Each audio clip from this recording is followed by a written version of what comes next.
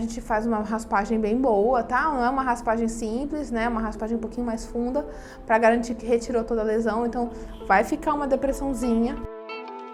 A chance de cura é menor do que a chance se a gente fizer cirurgia e tiver certeza que saiu tudo.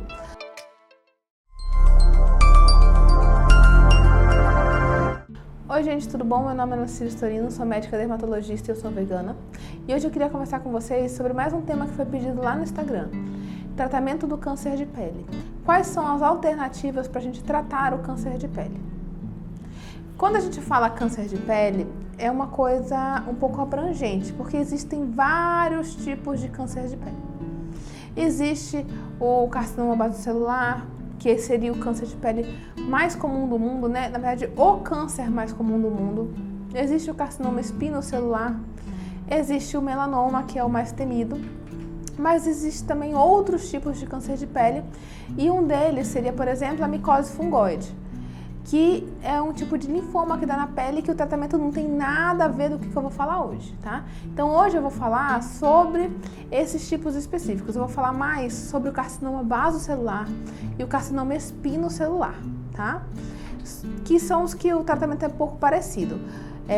Câncer de pele desses outros tipos que eu falei, melanoma, se vocês quiserem, deixa aqui nos comentários, eu faço um próximo vídeo falando sobre isso.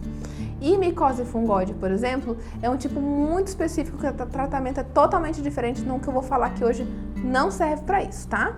Tamo combinado? Então, sobre o carcinoma basocelular e o carcinoma espinocelular. O tratamento de escolha é o tratamento cirúrgico. Como é que a gente faz, né? Se você fez uma primeira biópsia, né, que eu já expliquei lá no vídeo da biópsia como é que funciona, a gente faz uma segunda cirurgia para retirar toda a lesão e a gente dá uma margem de segurança em cima disso.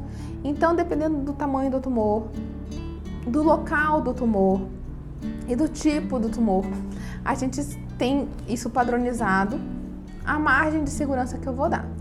Então, vamos supor que o tumor tem 1 centímetro e é aqui no tronco, por exemplo, que é um lugar que eu tenho bastante pele, não é uma área nobre. Eu consigo dar mais ou menos 0,5 centímetros de margem para cada lado. Então, é a lesão mais 0,5 para cada lado.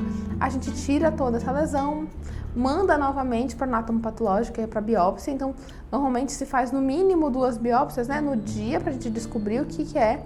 E quando faz a cirurgia, manda novamente para o anatomopatológico, que é popularmente chamado de biópsia, para a gente ter certeza que saiu toda a lesão.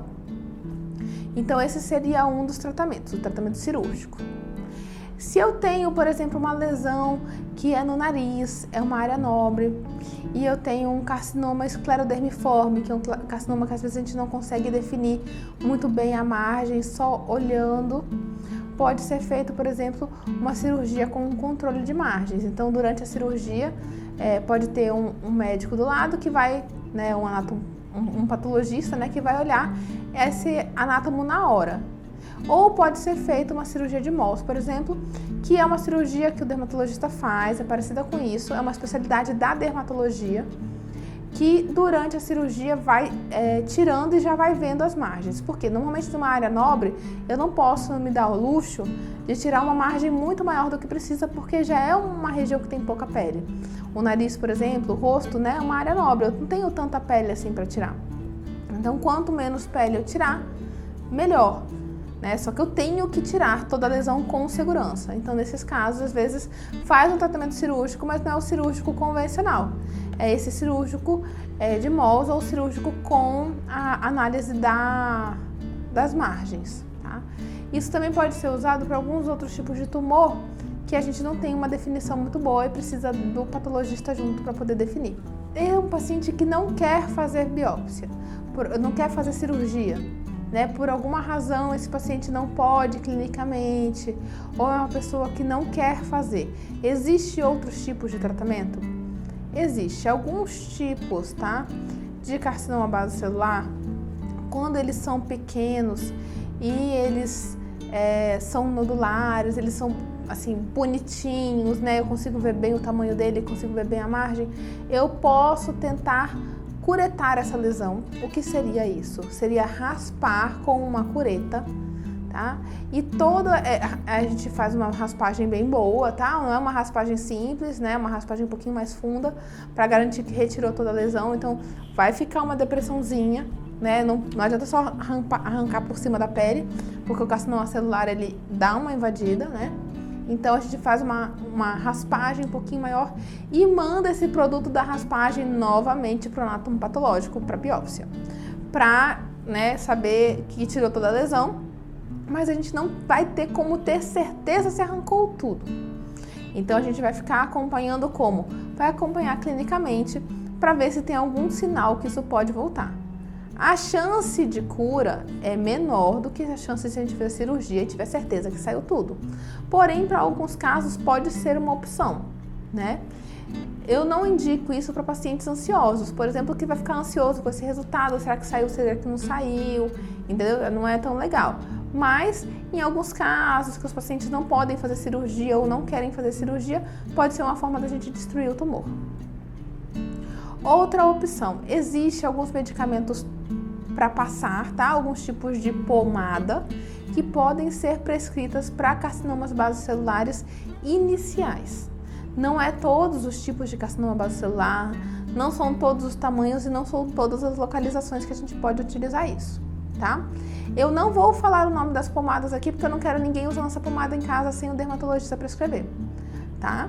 Mas por que eu posso usar nesses casos? Novamente, pacientes que não têm condição clínica de operar ou um paciente que está num lugar muito difícil de fazer uma cirurgia e os dermatologistas às vezes podem optar por isso. Novamente, não tem como a gente ter certeza que sumiu a lesão. O tratamento a gente vai fazer controle com clínica, né? Então a gente vai ficar olhando depois para ver se não voltou. Vai usar o dermatoscópio para ver se não está diferente aquela região. Vai ter que ficar acompanhando um pouco mais de perto do que se fizesse a cirurgia. Mas é uma opção, principalmente para quem não pode fazer, tá?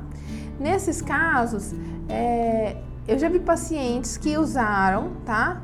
Por conta própria esses remédios e aí parece que melhorou e depois a lesão voltou pior. Por quê? Porque não era uma das indicações clínicas de usar. Por isso que eu falei que eu não quero ver ninguém usando em casa sem indicação do dermato. Porque tem que saber se o seu tumor se encaixa nesses critérios, tá? Então tem que olhar localização, tem que olhar tamanho, tem que olhar tipo histológico. Então já tem que ter tido uma biópsia prévia dessa lesão pra gente saber que pode ser utilizado. Tá? Isso aí pensando no carcinoma basocelular. Carcinoma espinocelular a gente não indica utilizar esse tipo de pomada, tá? Ele é mais agressivo que o basocelular, um pouco mais, né? Não é como melanoma, por exemplo, mas a gente tem que ter um cuidado maior, então não dá para fazer nesses casos, por exemplo, o uso dessas pomadas. Outro tipo de tratamento. Novamente, né, como eu disse, o tratamento de escolha é cirurgia. Mas o paciente não pode fazer cirurgia ou não quer fazer cirurgia, está numa localização muito difícil ou a gente fez a cirurgia e não tem como retirar tudo. Pode ser utilizado radioterapia para esses pacientes, tá? E a gente encaminha o paciente para um radioterapeuta, né, para um centro de radioterapia e ele vai ter que fazer algumas sessões de radioterapia naquela região, tá? A gente não consegue fazer especificamente só em cima do tumor, ele é feito na região toda. Tem os efeitos colaterais da radioterapia, mas para quem não pode fazer cirurgia, é uma boa opção. Esses seriam basicamente os tratamentos, né, de início assim, para um câncer de pele, carcinoma basocelular ou carcinoma espinocelular. É muito tratamento, tá? Eu sei que é um assunto um pouquinho difícil, às vezes a gente fica um pouquinho confuso, mas se você for diagnosticado com câncer de pele, converse com o seu dermatologista sobre o seu tipo de tumor e sobre qual é a melhor opção para você. Se for com alguma dúvida, deixe aqui nos comentários e até o próximo vídeo.